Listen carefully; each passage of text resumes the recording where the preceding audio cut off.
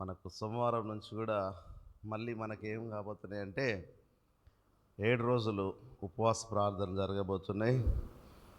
మరి ఆ ఉపవాస ప్రార్థనలో కూడా మనందరం చక్కగా ప్రతిరోజు దేవుని సన్నిధికి వచ్చి ప్రార్థన చేయాలి, చక్కగా ముందుకు సాగాలి. ఒక మిషనరీ దైవజనుడు అన్నాడు, ఆయన ఏమన్నాడు తెలుసా? ప్రార్థించుట మానక చేయవలను అని అన్నాడు. నిజమే, ప్రార్థనను మనం మానక చేయాలట. కొన్ని మనము మానిపివేస్తాం.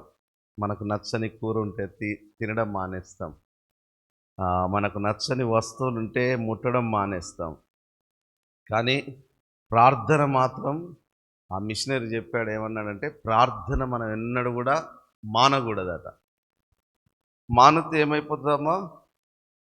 అపవాది మన కుటుంబంలో ప్రవేశిస్తాడు. అందుకే ప్రార్థనను చాలాసార్లు అపవాది డిస్టర్బ్ చేస్తుంది. యేసు ప్రభు కూడా 40 దినాలు ఉపవాసం ఉంటే ఏం చేసింది తల్లి? డిస్టర్బెన్స్ చేయడానికి వచ్చింది. ప్రార్థనను జరిగితే ప్రార్థన ద్వారా బలమైన కార్యాలు జరుగుతాయని అపవాదికి తెలుసు. అందుకే అపవాది ఏం చేస్తుంది? మనిషిలో ఉండే ఒక ఆత్మ సంబంధమైన మనస్సును తొలగించాలని దాని యొక్క ఉద్దేశం. కానీ ప్రార్థనతో మనం ఏం చేయాలంటే పట్టుకోవాలి, ప్రార్థనను పట్టుకోవాలి. జాన్ వెస్లీ అనే ఒక మంచి భక్తుడు అన్నాడు, ప్రార్థనట మనం పట్టుకోవాలట, విడిచిపెట్టద్దు. ప్రార్థన పట్టుకుంటే సమస్యలను దేవుడు ఏం చేస్తాడట? చేస్తాడట. మరి ఈరోజు కూడా మనం ఏం చేయాలంటే చాలా ఇంపార్టెన్స్ ఇవ్వాలి. ప్రార్థన చేయడానికి, మనము ప్రార్థన చేయడానికి చాలా బలంగా యాక్టివ్గా తయారు కావాలి. అట్లా ఉంటే మనల్ని దేవుడు ఏం చేస్తాడు సార్? ప్రార్థన ద్వారా మేళ్ళను దయచేస్తాడు. దేవుడు 40 దినాలు ఉపవాస ప్రార్థన తర్వాత దేవుడు ఏం చేసింది తెలుసా? పవర్ఫుల్ అయిపోయిందంట. ఇప్పుడు అపవాదం అక్కడి నుంచి వెళ్ళిపోయింది. దేవుడు శారీరకంగా బలహీనంగా, ఆత్మ సంబంధంగా శక్తి పొందుతున్నాడు. ఈ ప్రార్థనలు కూడా ఏం చేస్తాయి తెలుసా? మన ఆత్మకు బలాన్ని దయచేస్తాయి. మీ నోటితో చెప్పండి అమ్మా, ఈ ప్రార్థనలు మనకేమిస్తాయి? ఆత్మ సంబంధమైన ధైర్యాన్ని ఇస్తాయి. ఈ ప్రార్థన ద్వారా ఏం చేస్తారంటే ఒక నిరీక్షణ ఉంటుంది. లేదులేండి ఈరోజు సమస్య మన దగ్గర నుంచి పోకపోవచ్చు, కానీ తప్పకుండా దేవుడు ఏం చేస్తాడు? ఈ సమస్యను తీసేస్తాడు. ఎందుకంటే ఆత్మ సంబంధమైన బలం మనకు కావాలి. ప్రార్థనలోనే అపశక్తి ఉంటుంది. పీటరయ్య గారు కూడా ఉపవాస ప్రార్థన చేసినప్పుడు ఆయన రూమ్లోకి వెళ్ళిండు అనుకో, శ్రీరాంపూర్లో ఇంతకుముందు మనం బ్రిడ్జ్ కట్టాం కదా, ఆ రూము అటు ప్రేయర్ హాల్ ఉండేది, ఒకటి చిన్న హాల్లో అందులో ఉన్నాడంటే డిస్టర్బ్ చేస్తే కోపం వచ్చేది డాడీకి. మీరు ఎందుకు డోర్ దగ్గరికి వచ్చి మాట్లాడతారు? సాయంత్రం కలపమని చెప్పు. ఎందుకంటే ప్రార్థనకు అంత ఇంపార్టెంట్. ఆత్మ సంబంధంగా మనము ఎదగాలి. ఆమేన్, హల్లెలూయా. అట్లుంటే మనం యుద్ధంలో శక్తి పొందుకుంటాం, యుద్ధంలో జయం పొందుకుంటాం. 2 దినవృత్తాంత గ్రంథం 26వ అధ్యాయంలోకి రండి.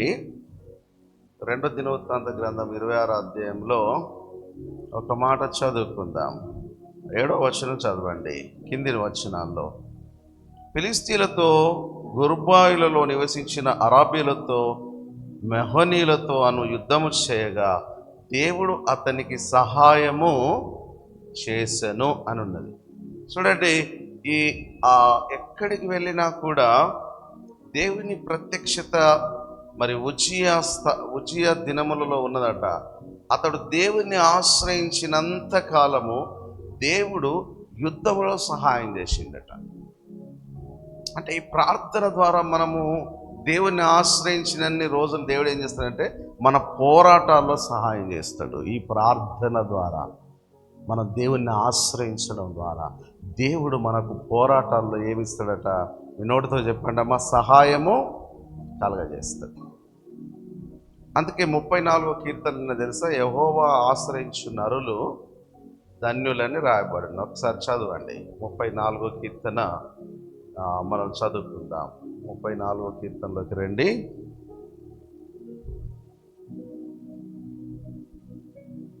చదవండి అమ్మ ఒకసారి. యెహోవాను చదవాలి. ఆయనను ఆశ్రయించు నరుడు ధన్యుడు. యెహోవా భక్తులారా ఆయన యందు భయభక్తులు ఉంచండి. భయము భక్తి రెండు కలిపి ఉంచండి. అప్పుడు దేవుడు అన్నాడు కదంటే మీకు ఏ సమస్య రాకుండా దేవుడు చేస్తాడట. చూడండి 34లోనే ఆ మాట ఉంటుంది కదా, యెహోవాను ఎవరైతే ఆశ్రయిస్తారో మేలు కొదువై ఉండదట. 10వ వచనం చదవండి 34:10. సింహపు పిల్లలు లేమి గలవై ఆకలి గొనును, యెహోవాను ఆశ్రయించు వారికి ఏ మేలు కూడా కొదువై ఉండదు.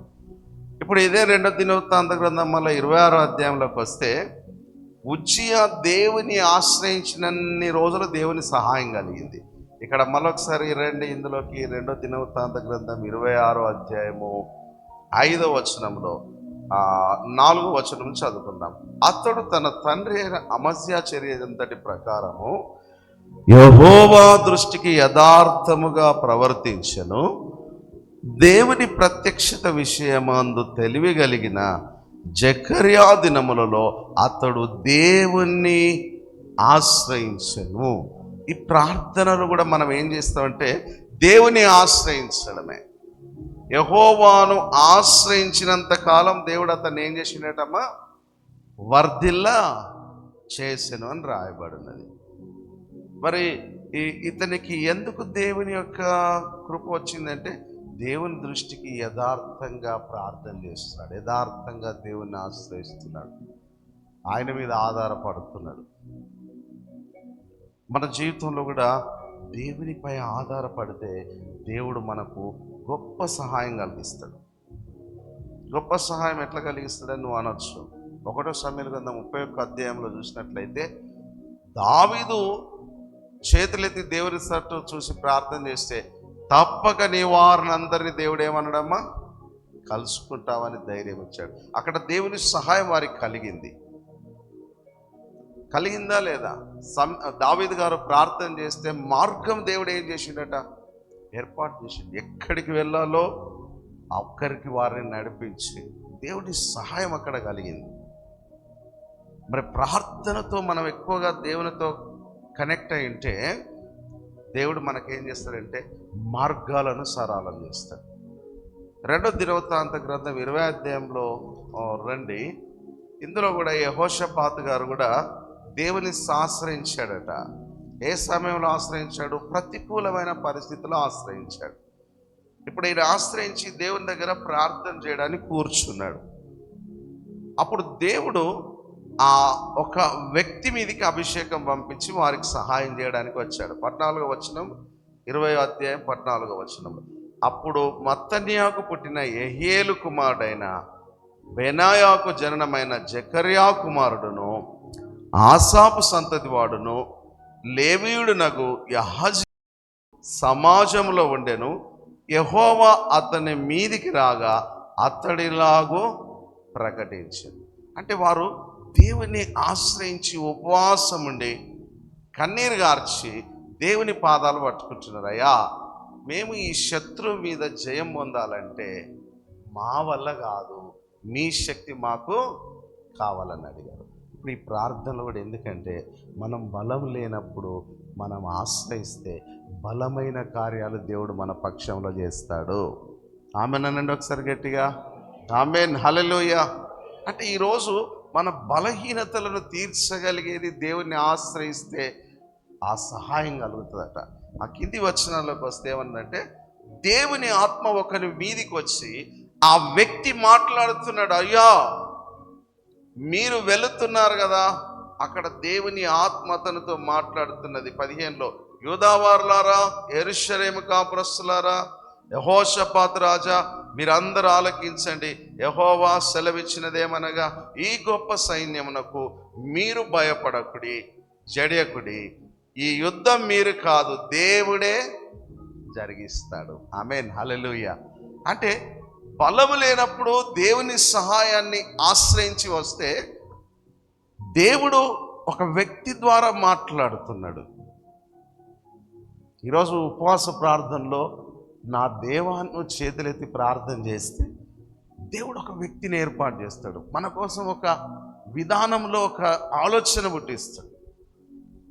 ఎస్తేరు ఉపవాసం ఉండి ప్రార్థన చేస్తే మరి అసాధ్యం. ఎందుకంటే ఒక రాజుగారు లేచి బయటికి వెళ్ళి పైన తిరుగుతూ ఒక ధర్మశాస్త్ర గ్రంథాన్ని చదివాడట. చదివితే అందులో ఈ కొన్ని పద్ధతులు రాయబడ్డాయి. అప్పుడు ఏం చేశాడంటే మొర్దెకైకి వేయబడాల్సిన శిక్షను కాస్త తప్పించి ఎక్కడైతే హామాను ఒక హృదయ గర్వము చేత మొర్దెకైని శిక్షించాలనుకున్నాడో ఆ ధర్మశాస్త్ర గ్రంథం చదివిన తర్వాత అప్పుడు ఆయన ఏం చేసిండంటే ఇతనికి వేయాల్సిన శిక్షను మొర్దెకైకి వేయాలనుకున్న హామాను వేస్తామనుకున్న శిక్షను ఆ ధర్మశాస్త్ర గ్రంథము చదివిన తర్వాత రాజుగారు శాసనాన్ని చేంజ్ చేసిందంటే హామానుకు ఆ శిక్షను వేశాడు. ఆమేన్, హల్లెలూయా. ఇప్పుడు ఎస్తేరు చేసిన ఉపవాస ప్రార్థన దేవుని ఆశ్రయించడం ద్వారా అక్కడ పరిస్థితులను మార్చేసింది ప్రార్థన. చప్పట్లు కొట్టండి గట్టిగా. ఆమేన్, హల్లెలూయా. ఈరోజు మన జీవితంలో కూడా మనం దేని దగ్గర ప్రార్థన చేయడానికి దేవుని దగ్గరికి వచ్చామో దేవుడు మనకు సహాయం చేస్తాడు. అంతే, అది ఏ రూపకంగానైనా సహాయం కలుగుతుంది. మనకు ఎవ్వరు మనకు కనెక్ట్ కాకపోవచ్చు, మనం ఎక్కడ కనెక్ట్ కావాలి? ఎవరి దగ్గర కనెక్ట్ కావాలమ్మా? దేవుని దగ్గర కనెక్ట్ అయితే చాలు, ఆయన మిగతా పనులన్నీ ఆయన చూసుకుంటాడు. ఇప్పుడు మీరు బలం లేనప్పుడు దేవుని దగ్గర విచారించడానికి కూర్చున్నారు. మంచిదంటారా కాదమ్మా? మన జీవితంలో శక్తి లేనప్పుడు శక్తిని ఆశ్రయిస్తారు. మరి డాక్టర్ దగ్గరికి పేషెంట్ వెళ్ళినప్పుడు చెప్తా ఉంటాడు, మీరు బలం లేకుండా ఉన్నారంటే మీకు ఏం కావాలంటారు? కొంచెం బలమైన ఫుడ్ కావాలంటాడు. అవునా కాదా? యాపిల్స్ తినండి అంటాడు, గ్రేప్స్ తినండి అంటాడు, కొన్ని సజెషన్స్ ఇస్తాడు. ఎందుకంటే బలం లేనప్పుడు అది బలమైన ఫుడ్గా ఉంటుంది.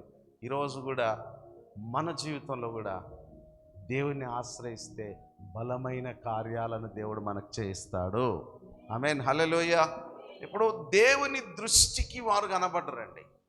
ఈ ఉపవాస ప్రార్థనలో మన ప్రార్థన దేవుని దృష్టికి వెళ్ళాలి, ఆయన దృష్టికి మనం కనబడాలి. ఒకవేళ యెహోషాపాతు భయపడ్డాడు అని రాయబడినది 3వ వచనంలో, భయపడ్డోడు అక్కడనే ఉంటే సమస్య తీరకపోయేది. కానీ మనస్సు నిలుపుకొని దేవుని యొద్ద విచారణ చేశాడట. అంటే దేవుని దగ్గరికి రావడం ద్వారా సహాయం కలిగింది. అవునంటారా కాదంటారా? నేనంటానమ్మా, మీ జీవితంలో భయపడి అక్కడే కూర్చుంటే సమస్య అక్కడే ఉంటుంది. 3వ వచనం చదవండి ఒకసారి. అక్కడ రాయబడినది, అందుకు యెహోషాపాతు భయపడి యెహోవా యొద్ద విచారించుటకు మనస్సును నిలుపుకొని యూదయందంతటా ఉపవాస దినమును ఆచరింపవలనని చాటింపగా యూదా వారు యెహోవా వలన సహాయమును వేడుకొంటకై కూడుకొని యెహోవా యొద్ద విచారించుటకు యూదా పట్టణంలన్నిటిలోని జనులు వచ్చిరి అని రాయబడినది. ఇప్పుడు భయపడ్డ వ్యక్తి యెహోషాపాతు ఒకవేళ అలాగే ఉంటే శత్రు వారిని ముంచివేసేది, సమస్య వారిని నష్టం గుండా పంపించేది.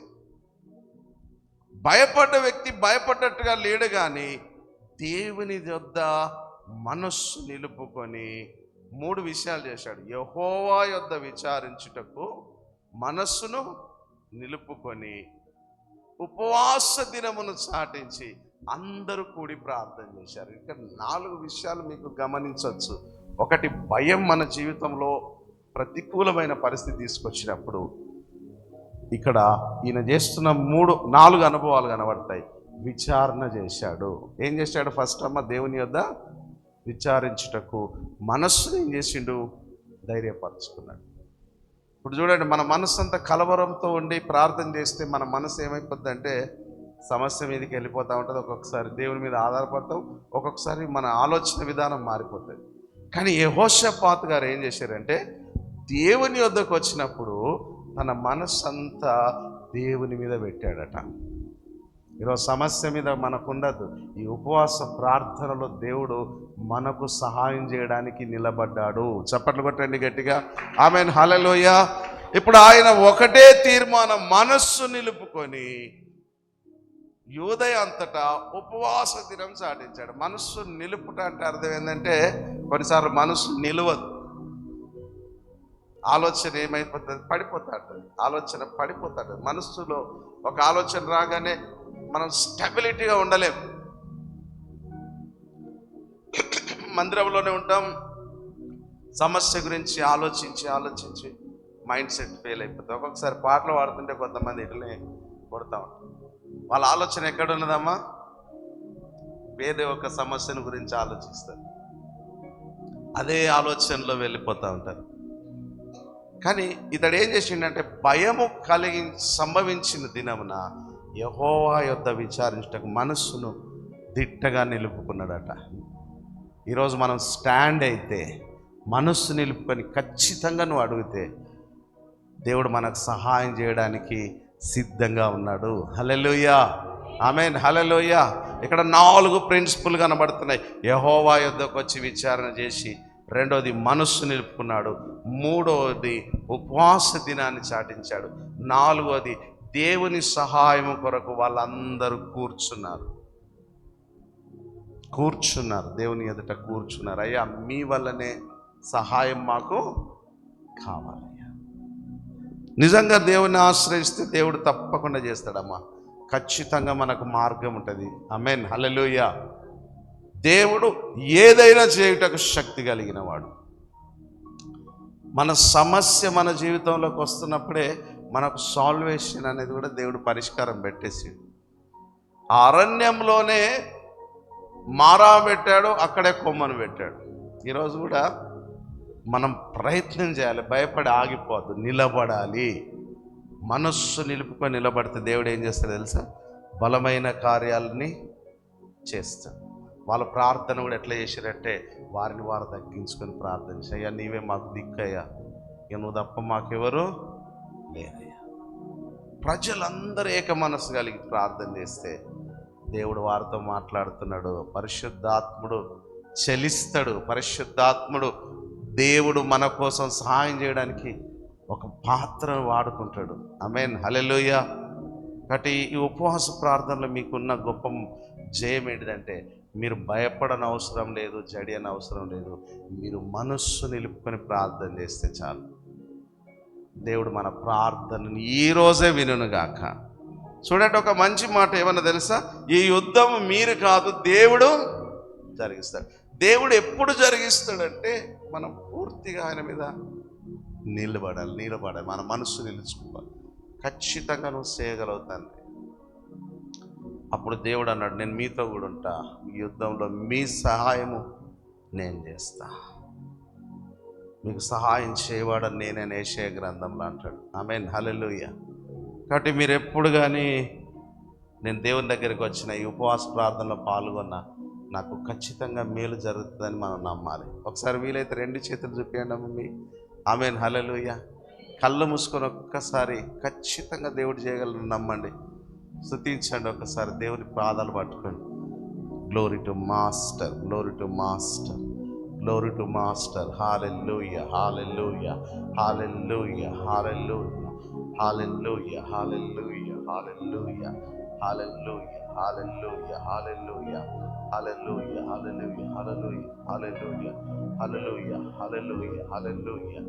స్తోత్రం, స్తోత్రం, స్తోత్రం, స్తోత్రం, స్తోత్రం, స్తోత్రం, స్తోత్రం, స్తోత్రం. తండ్రి, నీ బిడ్డలు ప్రార్థిస్తున్నారు అయ్యా, నేను ఆశ్రయిస్తున్నారు అయ్యా. నీ దయగల హస్తాన్ని బిడ్డల మీదకి పంపించండి తండ్రి.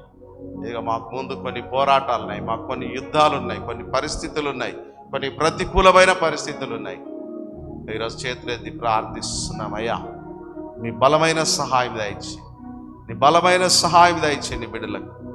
ఇదిగో తండ్రి, బలమైన నీ సహాయం కావాలి తండ్రి. మేము బలహీనులం కానీ నేను ఆశ్రయిస్తున్నాం తండ్రి, మీరే సహాయం దయచేయండి. Spirit of God, spirit of God, spirit of God. యేసుక్రీస్తు నామములో చేయబడ్డ ప్రతి ప్రార్థనకు జవాబు వచ్చును గాక. ఆమేన్, ఆమేన్. 2వ దినవృత్తాంత గ్రంథము 18వ అధ్యాయంలోకి వస్తే, యెహోషాపాతు గారు ఆహాబుతో స్నేహం చేసినప్పుడు ఒక చిన్న సమస్య వస్తుంది. అప్పుడు దేవుని దగ్గర ప్రార్థన చేస్తాడు.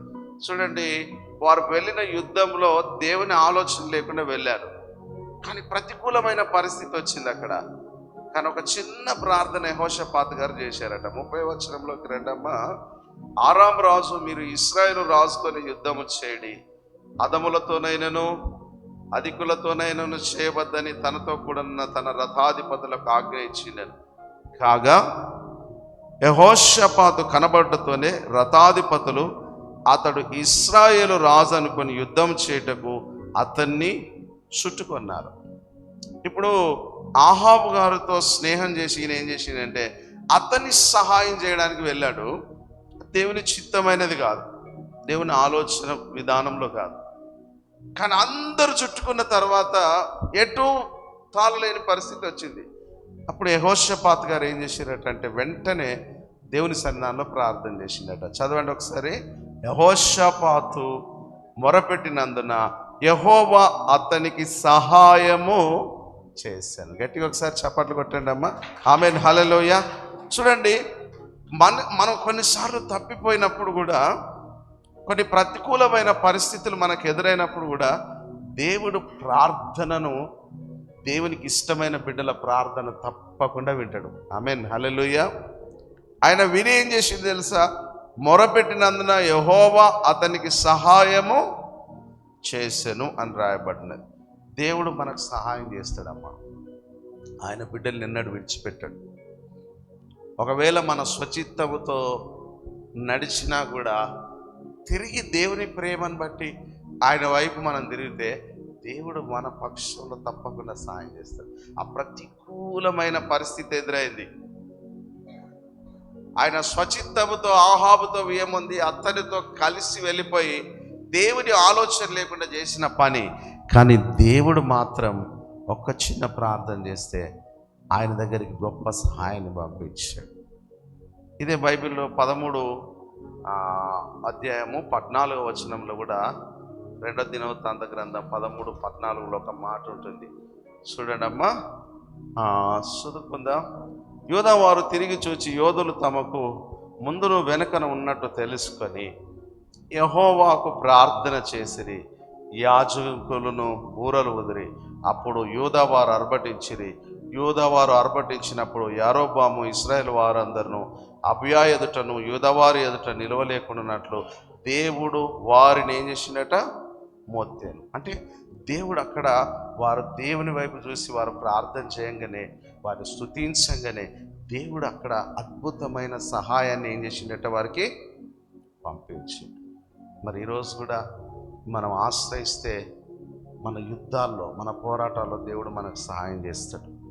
1వ రాజుల గ్రంథం 22వ అధ్యాయము 32వ వచనం చదువుకుందాం. 1వ రాజుల గ్రంథం 22వ అధ్యాయం 31వ వచనం. 1వ రాజుల గ్రంథం 22వ అధ్యాయం 31వ వచనం. చదవండి ఒకసారి.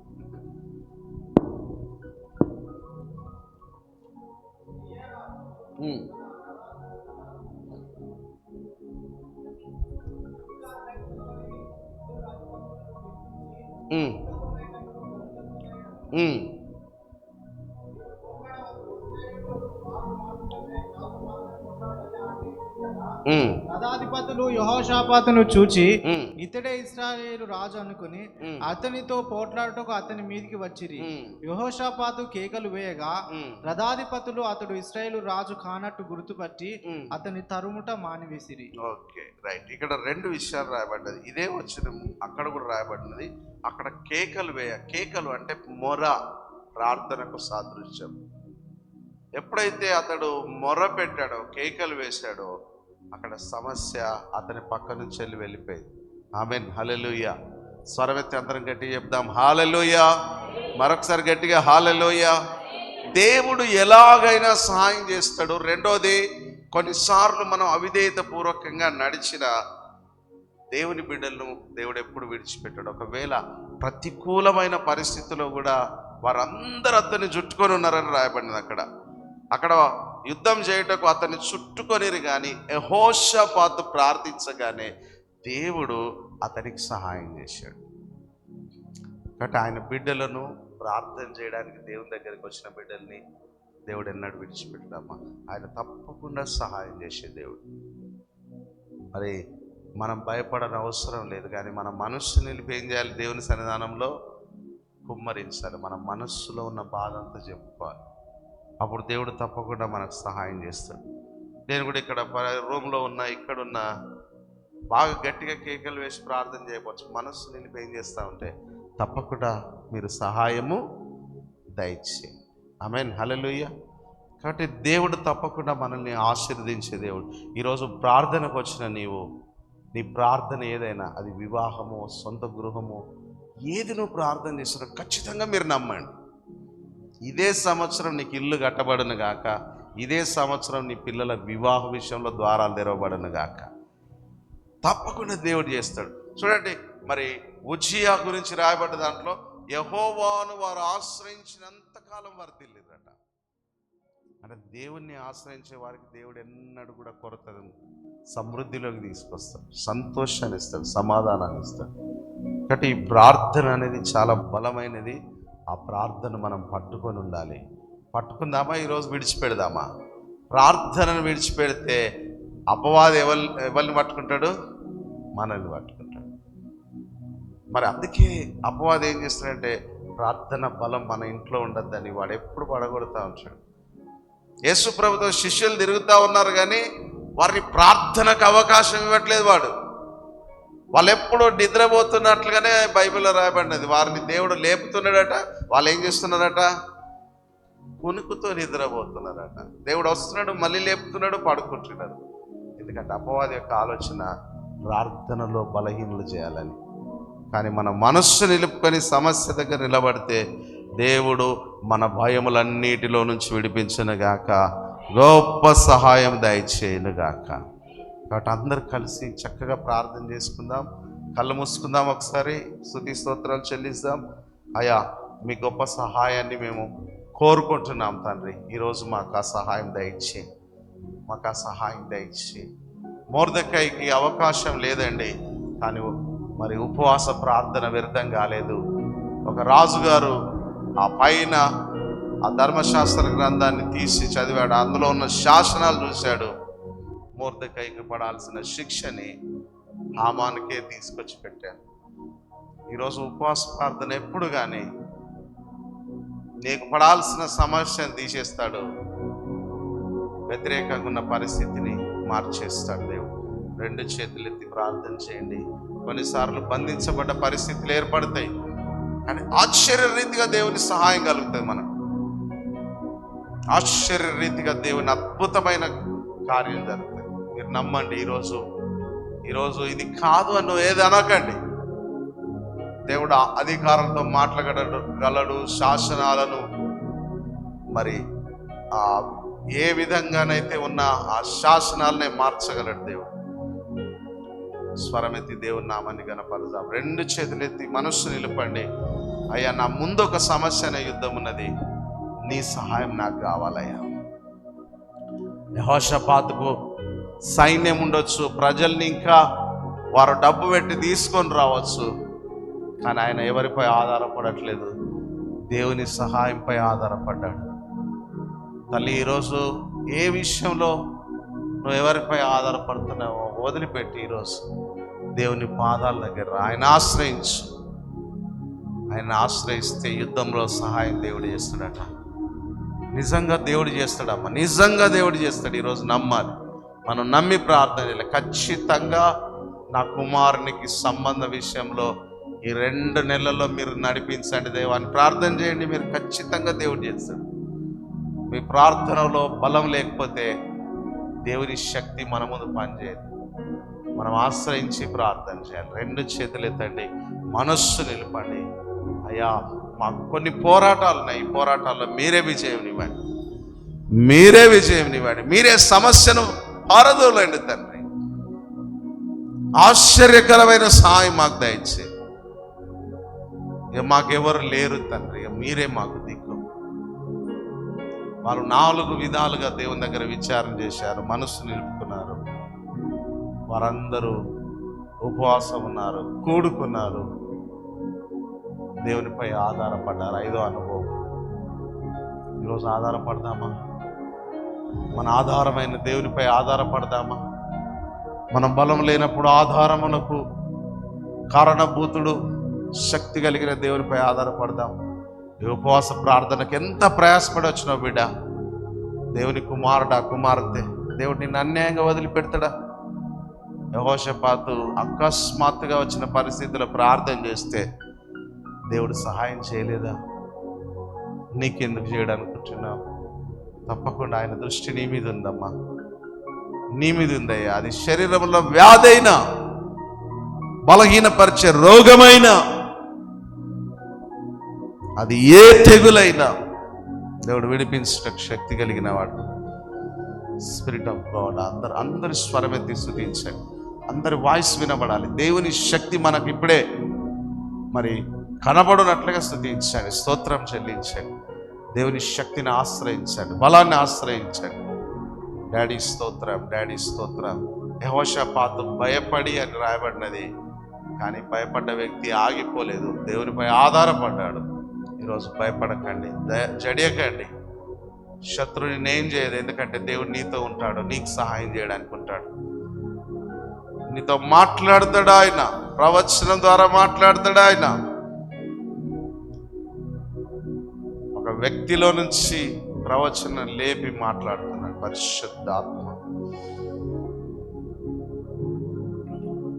Thank you Jesus, thank you Jesus. ఎటు దారి కనబడట్లేదయ్యా. డాక్టర్స్ దగ్గర వెళ్ళాలో, ఎక్కడికి వెళ్ళాలో, ఏం చేయాలో ఆ దారి కనబడట్లేదయ్యా. నీకు ఏ దారి లేదు కదా బిడ్డ, ఏ దారి కనబడట్లేదు కదా బిడ్డ. ఈరోజు ఖచ్చితంగా ఆశ్రయించు దేవుణ్ణి. ఎందుకు నీకు ఇయ్యడం అడుగు, ఎందుకు నాకు ఇయ్యవు దేవా అని అడుగు. దేవుణ్ణి అడుగు, నీకు అంత హక్కు ఇచ్చాడు దేవుడు, అడిగే హక్కు ఇచ్చాడు. మన ప్రార్థన మానొద్దమ్మా, దాన్ని పట్టుకుందాం. ఈరోజు పట్టుకుందాం, ఖచ్చితంగా పట్టుకుందాం ప్రార్థనని. నువ్వు పట్టుకున్న దేవుడు నిన్ను విడిచిపెట్టాడు. ఎబ్బో గ్రేవులో యాకోబు ప్రార్థనా శక్తిని, దేవుని సన్నిధిని పట్టుకుంటే అతని చరిత్రను మార్చాడు దేవుడు. Spirit of God, spirit of God, spirit of God. మా ప్రతికూలమైన పరిస్థితిలో నువ్వు తప్ప మాకెవరు లేరు తండ్రి, నువ్వు తప్ప మాకెవ్వరు లేరు తండ్రి. మా పిల్లలకు మంచి ఉద్యోగాలు మీరే ఇవ్వండి తండ్రి. మా పిల్లల పొజిషన్ని మీరే ఉన్నత స్థలాల్లో నిలబెట్టండి అయ్యా. మేము ఎవరిపై ఆధారపడదు తండ్రి, నువ్వే మా దేవుడు. ఖచ్చితంగా మమ్మల్ని ఆశీర్వదించే దేవుడు నువ్వే తండ్రి. Spirit of God, spirit of God, spirit of God. దేవుని ఆశ్రయించి ఏ మేలు కొదవైండదట నీకు, ఏ మేలు కొదవైండదట. అన్ని విషయాల్లో సమృద్ధిని ఇస్తాడు దేవుడు. Spirit of God, spirit of God. తండ్రి నీకే వందనాలు, స్తోత్రాలు. మేము ఏ ప్రార్థన చేస్తున్నామో ఈరోజు విశ్వసిస్తున్నాం తండ్రి. ఈరోజు మేము ధైర్యంగా విశ్వసిస్తున్నాం నాయన. యెహోషాపాతు ఎట్లాగైతే నీపై ఆధారపడ్డాడో, బలము లేనప్పుడు ఎట్లాగైతే నీ సన్నిధిని తన ఉపవాస దినమును చాటించాడు, కన్నీరు గార్చాడు. అయ్యా మేము కూడా అడుగుతున్నాము తండ్రి, ఈరోజు మేము ఖచ్చితంగా మేము నీ మేళ్ళను చూడాలని ఆశపడి వచ్చాము. మా ప్రయాసాన్ని, మా ఇదిని చూడండి నాయన, గొప్ప సహాయం దయచేయండి. ఇక్కడ కూడిన ప్రతి ఒక్కరిని జ్ఞాపకం చేసుకోమని యేసు నామమున అడుగుచున్నాను తండ్రి, ఆమెను. ఒకరి చేయి ఒకరు పట్టుకొని చాలా యాక్టివ్గా ప్రార్థన చేయాలి. మౌనంగా ఉండనే ఉండదు, అస్సలే మౌనంగా ఉండదు. మనం ఇక్కడ ప్రార్థన చేయడానికి వచ్చాం, మన నోరు కదలాలి, ప్రార్థన బలం పెరగాలి. స్తోత్రం, స్తోత్రం, స్తోత్రం, స్తోత్రం, స్తోత్రం, స్తోత్రం. ఒకరి చేయి ఒకరు పట్టుకొని గట్టిగా ప్రార్థన చేయండి అమ్మా. మీ కుటుంబంలో ఉన్న సమస్యలాగా ప్రార్థన చేయాలి, కుటుంబంలో ఉన్న సమస్యలాగా ప్రార్థన చేయాలి. ఖచ్చితంగా దేవా ఇది మేలుతో నింపండి, ఇది మేలుతో నింపండి. ఇగో నా సహోదరికి ఉన్న ప్రతి అవసరం తీర్చమని బలమైన వాయిస్తో ప్రార్థన చేయండి. Holy spirit of God, holy spirit of God.